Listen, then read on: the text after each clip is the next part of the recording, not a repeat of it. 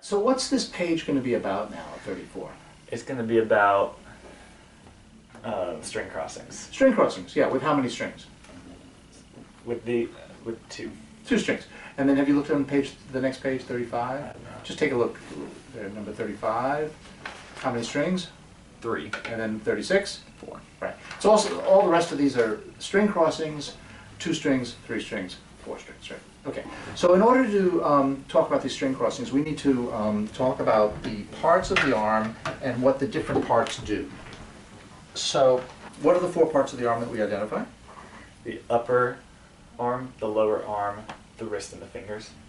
Okay, so each of these parts of the arm are connected with another part on the body, obviously, and so each one of these joints work in a slightly different way. Okay, so the upper arm is connected to the shoulder here. This is a ball and socket. Socket. So it works like this. Okay, there's a ball and the socket, and it works, and so it can move in all different kind of directions. Okay, so this is the ball and socket. What about the elbow here, which is connected? The upper and lower arms are connected. What kind of a joint is that?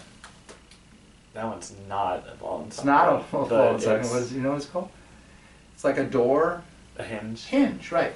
That's a hinge joint. How does that work? By moving in a single direction. That's right. And for cellists, that direction is going to be like this. Okay, you know, only the right. We can't move this joint going down. Right. Okay, and if you do try to do that, Break. well, you're going to cause a lot of problems, tension and so forth, which ultimately causes tendinitis. And that's one of the main reasons that people have tendinitis, is because they don't use this joint in the right way. Okay, so this here is the wrist, obviously, and that's how do we move? How can we move this? What directions? Oh, in circles. Yeah, all directions. Okay, Right, so- and so it's like a ball and socket, but it's actually called an articulated joint. Articulated joint. Okay, and then come the fingers, and how many joints are on the fingers? 3. 3. Okay, 3 bones here, right? And each of these joints is connected. What kind of joints are these?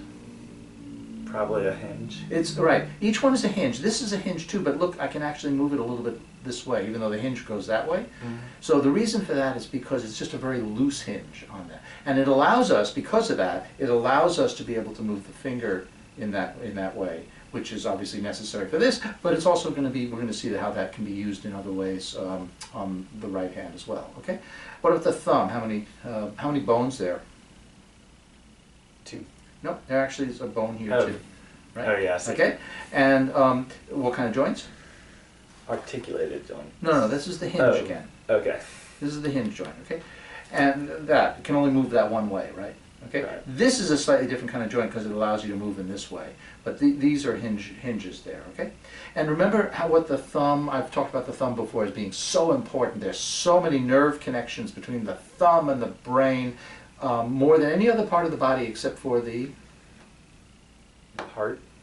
tongue. Oh, tongue. And what's interesting about that is the man is the tool-making animal, tool-using animal with the thumb, and man is the speech-using animal. You know, from evolution, yeah. It's the speech-using animal, and it's because of all of these nerve connections that man developed, you know, differently from the rest of the animal world and the monkeys and so forth. Monkeys have fingers, but they have actually 5 fingers. We have an opposable thumb. It's called an opposable thumb, or a prehensile thumb, that allows us to grab in tools and so on. The thumb is amazing, kind of thing. Yeah. We've talked about that, I think, before.